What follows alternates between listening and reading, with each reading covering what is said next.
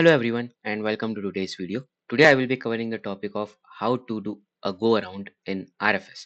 So you can do go arounds in multiple situations. First, if you have an unstable approach. Second is if an ATC asks you to perform a go around or if you see an aircraft on the runway. So let's take a look at it as to how you can perform a go around in RFS. So let's assume here that there is an aircraft on the runway and you want to perform a go around. First thing, you increase your throttles to 80-90%, or you can even put it to 100%, and then start pulling back on your stick. Make sure that you start gaining altitude over here, and as you reach an altitude of about 300 feet above the ground, make sure to pull back on your gears. Retract your landing gears is the next step, and then put your flaps to one position. This will help gain lift while you are trying to pull up, and continue doing so till you reach a safe altitude, maybe 1,000 feet or 2,000 feet, or whatever you're comfortable with. Then open up the map and select this FL as your next waypoint. Once you select this FL as your next waypoint, turn on your autopilot, which is located just above the throttle, and select both LNAV and VNAV, and let the aircraft do its thing. And we'll see the steps on how to line up with the runway further in the video. So right now we will let the aircraft do its thing and let it fly for another 10-15 nautical miles, or maybe 4-5 nautical miles, depending on what you are comfortable with. Let the aircraft fly and do its thing for a while.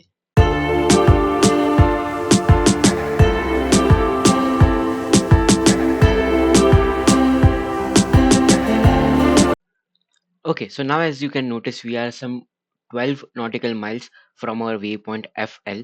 We'll continue to fly in this direction for at least another 5 to 6 nautical miles. And right now we are flying parallel to the runway, so that is fine. But we will gain some distance from the airport first, and we'll continue to fly in this heading for another 5 nautical miles or so, maybe 6, maybe 7. Depends on how comfortable you are and how much distance you need. You can go up to you can basically fly up to all 10 or 12 nautical miles that is being suggested, but I usually prefer flying away from the airport at least 5 or 6 nautical miles. So let the aircraft fly, and once we reach a distance of 5 or 6 nautical miles, I will show you the next steps.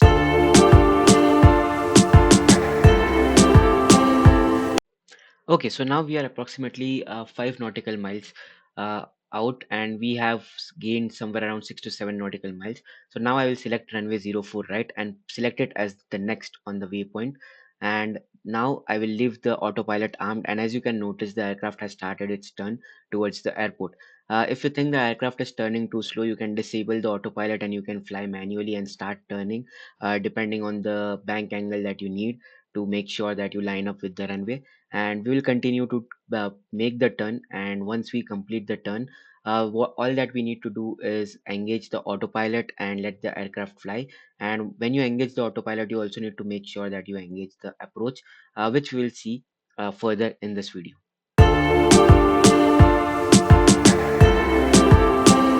Okay, so now that we are at a sufficient distance, altitude, and we are almost lined up with the runway, I will engage the autopilot. And as you can see, I've engaged the approach APP as well.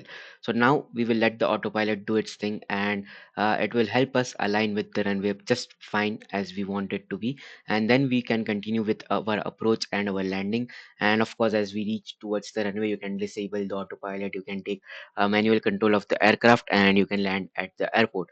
So this is how you perform a go around in RFS. I hope this video was useful and helpful, and if you do like the video, please do leave a like and a comment. Also, do feel free to comment below if you want me to make videos on more such topics of how to in RFS. I will be more than happy to help you guys on that as well. And thank you for watching, thank you for tuning in, and I will see you in another video.